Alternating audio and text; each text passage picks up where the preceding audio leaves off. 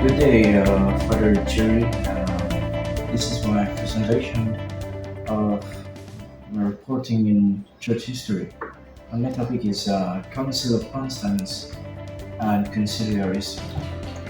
The Council of Constance and Conciliarism antecedents after it had been attempted in vain for 20 years to restore unity by means of military resolution or compromise. The realization was reached that only the General Council could solve the disputed questions. But canon law had long provided for such emergency, the principle that no might judge the Pope, the prima sidis in limine judicatur, and that he was only responsible to God had increasingly received recognition since the early Middle Ages. This concept had developed chiefly to protect the Pope against depositions by emperors, but also as protection against the despotism of Roman noble families in the Secoli of the development of which primacy underwent the pontificate of Gregory VII, and those from Innocent III to Boniface VIII resulted in the position of the Pope becoming less and less assailable. On the other hand, however, there was an awareness that the possibility existed that even a Pope, as a private person, could fall into heresy or mental illness, and for this purpose a heresy clause was added to the law. If a Pope fell into heresy, it was concluded there would have to be a board which could note the fact and draw the proper consequences. It was impossible that a heretic could be a legitimate Pope. If therefore heresy were confirmed in a Pope, then he simply was no longer Pope and would have to be removed from the faith of God. This determination had to be made by a general council, and it was incumbent on the cardinal and also on the emperor as the protector of the Roman Church to convoke and conduct such a council. Even strictly papally inclined canonists such as Papalists of the court of Boniface VIII, Aegidus Romanus, who decisively participated in the formulation of the Bull Unal Sanctum, Augustinus Triumvus, and Alvarus Pelagius agreed with this maxim. It was common property. Of course, in reality, one could not imagine the council without a pope. In contrast to the 8th General Council of the First Millennium, all of which had been convoked by Byzantine emperors and new type of Western Council and developed in the Middle Ages. Gregory the Seventh, the 16th Lateran Council had assembled 16th proposition of his Dictatus Pepe reserved exclusively to the Pope the right to call ecumenical council. The first Lateran Council had been assembled in 1133 by Calixtus II as an ecumenical council served the purpose of extending the validity of the Concordat of Worms to the whole Church. The Second Lateran Council was used by Innocent II in 1139 to handle the schism of Anacletus. The Third Lateran Council was called by Alexander III in 1179. The Fourth Lateran Council was conducted in 1215 by the Great Innocent III and was of far-reaching significance for the reform of the Church. The next General Council was assembled by Innocent IV in Lyons in 1245 and deposed Emperor Frederick II. At the Second Council of Lyons in 1274, Gregory X conducted negotiations for a crusade regarding a union with the Eastern Church.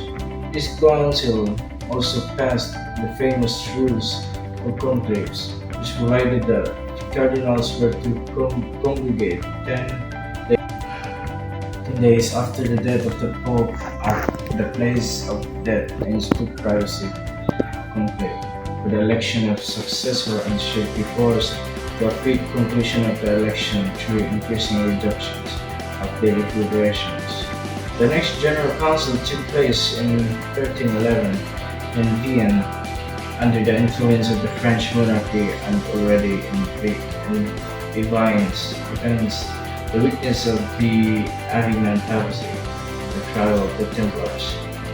Even there, however, the Pope was the organizer, and the council without the Pope seemed to be completely unthinkable. Therefore, it is understandable that there was pronounced hesitation in proceeding against the two popes by way of a council. Finally, 13 cardinals of both obediences and against the will of their masters agreed to call a general council at Pisa in March 1409. Even though the risk was great, more than 100 bishops assembled and another 100 centered delegates with power of proxy. Additionally, there appeared plenipotentiaries of more than 200 abbots, cathedral chapters, and universities. Thus, the assembly found the courage to try the two popes, pronounce them enemies of church unity, heretics, and declared them deposed. The members then choose a new pope who called himself Alexander V. Alexander died in the following year, and the notorious Cardinal Cosa, who took the name John the 23rd, became his successor. It cannot be contested that according to the legal understanding at the time, the Council of Pisa and its action were legally valid, and Alexander and his successor were therefore as legitimate as the other two popes. Unfortunately, since the Roman Pope Gregory XII and his Avignon counterpart, Pope Benedict the 13th, refused to be replaced, there were now three popes, each of whom in the equal measure could be viewed as legitimate or illegitimate. Inasmuch as Gregory and Benedict had been deposed according to the rules of canon law, Alexander had the best prospect of maintaining his position. Indeed, while the obediences of the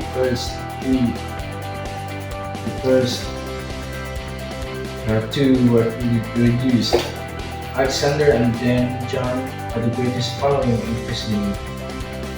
2. The Constance, the Council of Unity. The German king Sigismund therefore favored the Pisan Pope John the 23rd when he conceived a plan to heal the triple split in Christendom by calling a new council. It was Sigismund who wrung from John to the agreement for the convocation of a general council at Constance, November 1440. Sigismund was and remained a very life and soul of the council. John the 23rd appeared in Constance together with numerous Italian prelates and opened the council on November 5th, 1414.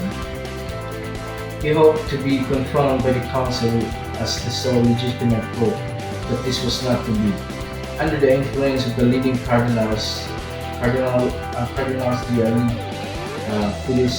Pilastri, Sabarilla, and the Chancellor of the University of Paris, Gerson, the council reached the conviction that unity could only be achieved if all three popes were forced to resign. In order to break the Italian majority, the French, Germans, and the English forced the procedure of voting according to nations, not according to numbers. Each of the four nations should have only one vote during the general voting. With the fifth vote cast by the College of Cardinals, this method succeeded in overcoming the superior strength of John and the Italians. When he saw his chances disappear and realized that because of his former transgressions he had put on trial, John secretly fled Constance during the night of March 20 or 21, 1415. From Schaffhausen, he then attacked the council with accusation and threats. He had hoped to cause the dissolution of the council by his departure, and he almost succeeded. Everyone was preparing to leave when King Sigismund intervened and proclaimed that the council would continue its work even without the Pope. On March 23, John Gerson made his famous speech to the council in which he established the reason why the Pope had no right to dissolve the council, why he was bound by its decisions. The first session without the Pope took place on March 26. Cardinal Zavarella submitted the motion that the council acknowledged that it had been duly summoned and that it would not disperse until it had fulfilled its task of removing the schism, clarifying the, clarifying the questions of faith which had been raised by John Hus, and reforming the church in both head and members. Because John continued to do everything in his power to disturb the council and to cause its dissolution, the council on April 6, 1415 passed the famous decree Haec Sancta, in which it solemnly declared that it regarded itself as duly summoned, acting in the Holy Spirit, representing the whole church militant, and receiving its authority directly from God. Therefore, every Christian, even the Pope, had to be obedient to the council in what is it decided with respect to the faith, the overcoming of the schism, and the general reform in head and members. The question has been much discussed whether this decree asserted a fundamental subordination of the Pope to the Council in the sense of Marsilius of Padua. Whether it was heretical or not, one can indeed put his construction upon it, but it can also very well be understood within the context of traditional canon law, heresy clause, because the decree was ambivalent. The very problem was debated at the council, since the three popes had tried the patience of their contemporaries, greatly particularly John the 23rd, through his troublesome interference. It is understandable that some participants were open to radical ideas. Their number, however, was demonstrably small.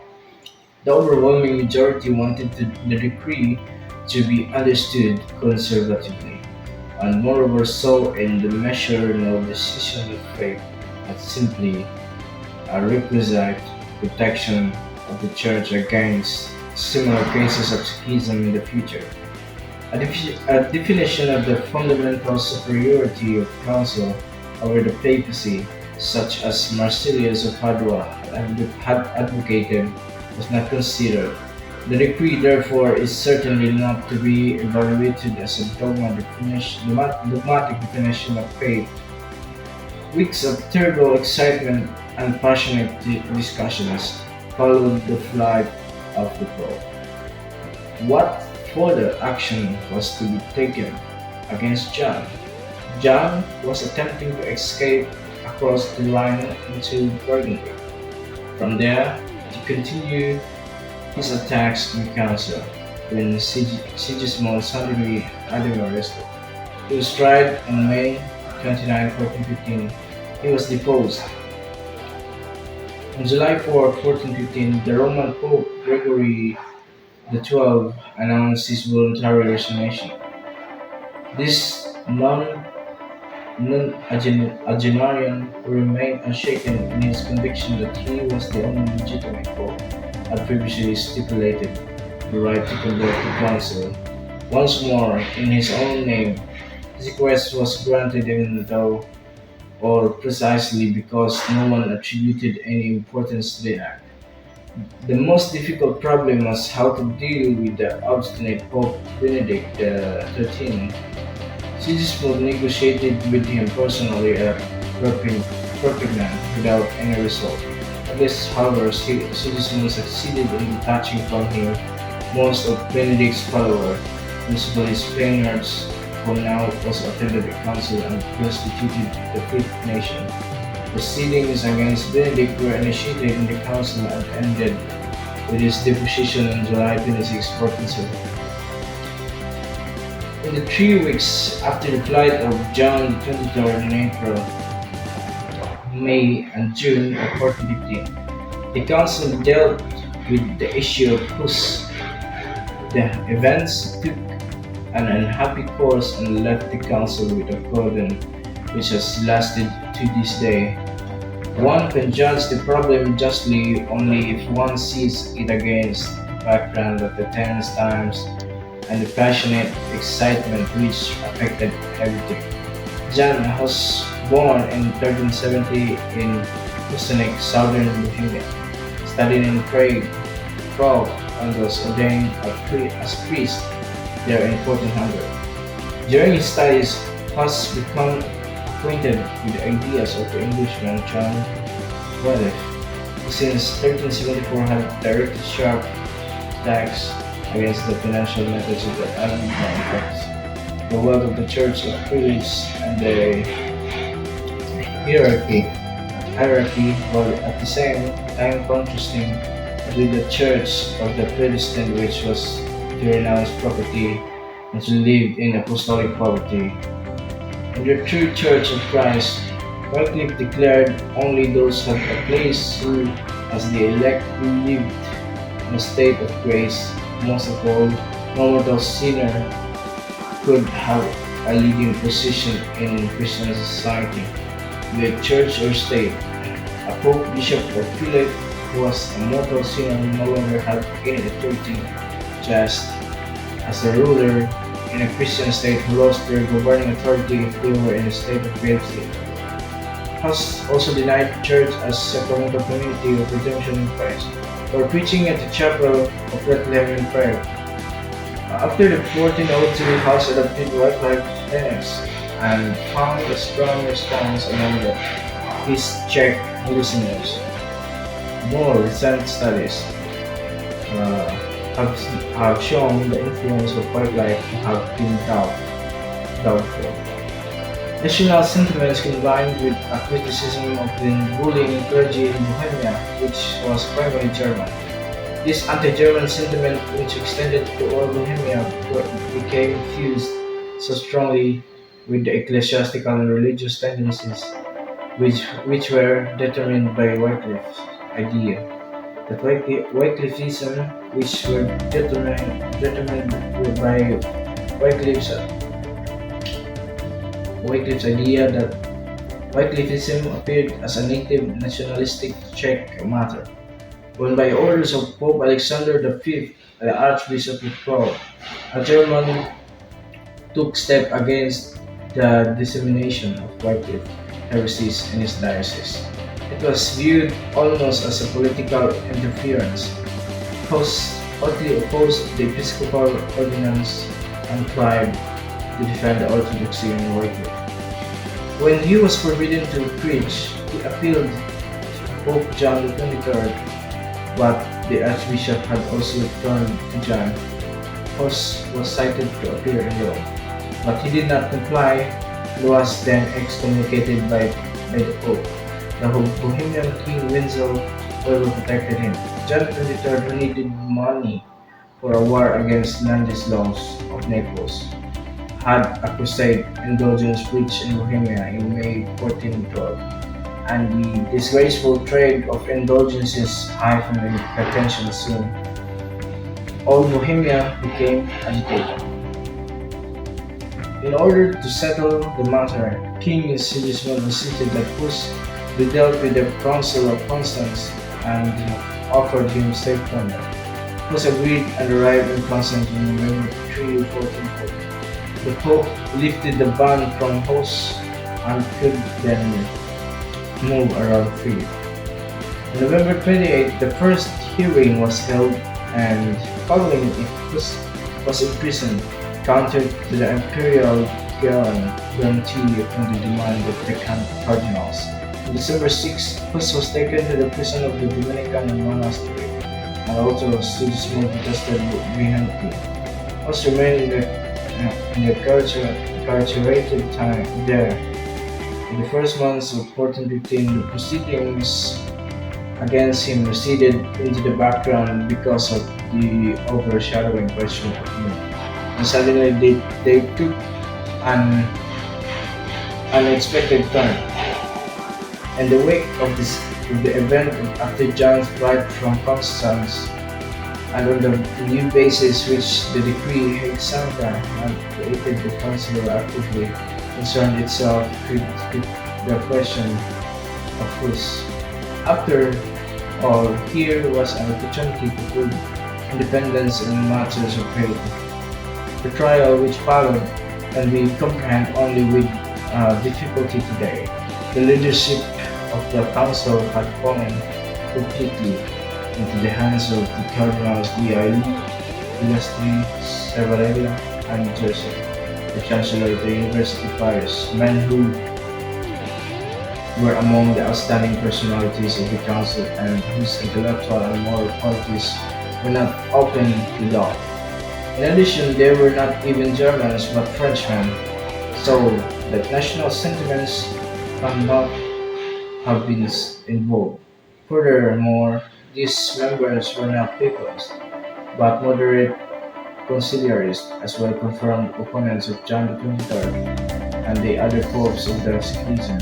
And yet, objective investigation must accuse them of partisan bias, and they must bear the blame for the conduct of trial.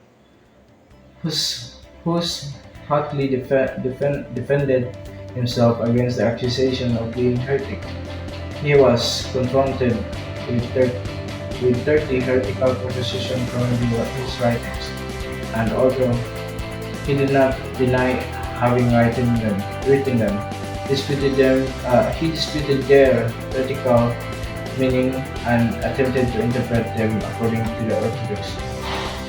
When he therefore also refused to recount them, Hus was asked to recount at least their wrong meaning. He retorted that he could not recount that he had never thought or ever had in his mind.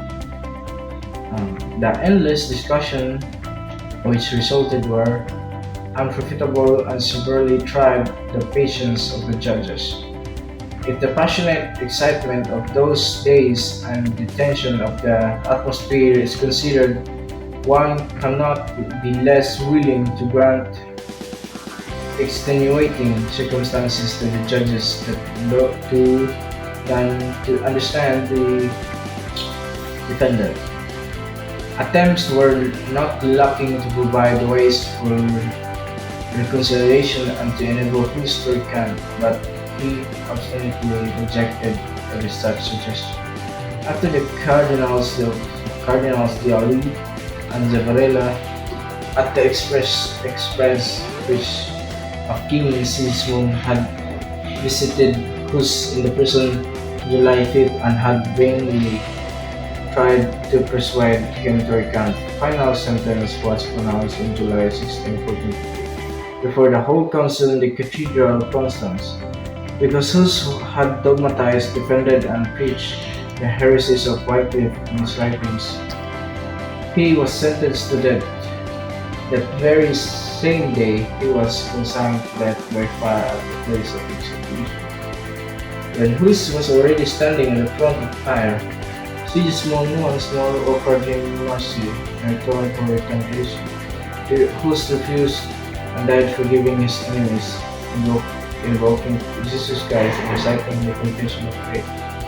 Guilt, tragedy, and failure, his own will, that of others, are interwoven with his faith. The council, however, easily moved on the other business. The question of Hus was for most of the participants only peripheral one, and they took little notice of it. Yet history avenged Hus terribly, and the fierce Hussite wars brought fear and terror to Bohemia and Germany for a long time. Before the council could consider the election of a new pope, it was necessary to decide the question of reform. All were agreed on the necessity to reform in head and members. But should reform be considered before or after election of the new party? The decree of Hexham, the council expressly reserved to itself the right of reform. Was the decree limited to this exceptional case, or was intended fundamentally to subordinate the Pope to the Council? The reform question was regarded by the strict conciliarists as a test case. They wanted to tie the Pope to the Council forever by subordinating him to the reform decrees passed by the Council. At regular intervals, the future general councils were to be held which could pass the reform decrees in their own authority, to which the popes would be bound. Especially the Germans and the English took the view because meanwhile in their countries the conciliarist ideas had made the most progress. This was not true, however, the regard to the other nations, and soon as the basic issue of the debate became pronounced, they resisted most vehemently. As a compromise, five decrees which previously had been debated were passed on October 9, 1417. Among them was the Decree of Frequence, which provided the regular council every 10 years. Conciliary stance and thereby raised them to decrees of faith must without a doubt be answered negatively. The initial doubt stemmed from the fact that the content and the meaning of these two decrees was ambivalent. They could be understood in a moderate orthodox sense or in a radical heretical and conciliarist one. Among the participants at the council, there was only a small minority that was actually conciliarist. Incontestably, the overwhelming majority understood the degrees as being conservative and moderate, as did Martin V. The minority did not agree with it. However, the conciliarist ideas continued strongly after the council and Sully were to assume dangerous proportions of it. The Eugene IV called the 17th General Council for July 23, 1431 at Basel. Dissensions arose between him and the council members who, in keeping with the conciliarist theories, began to regard themselves as superior to the Pope. The council demanded an account from the Pope and established itself as the last resort in the legal administrative concern of the need of the Church. Finally, the council curtailed the papal authority and claimed the rights of the executive itself. When Eugene, in an attempt to end the problem, transferred the council from Basel to Ferrara in 1437. A small group of radical conciliars remained in Basel in protest until 1449.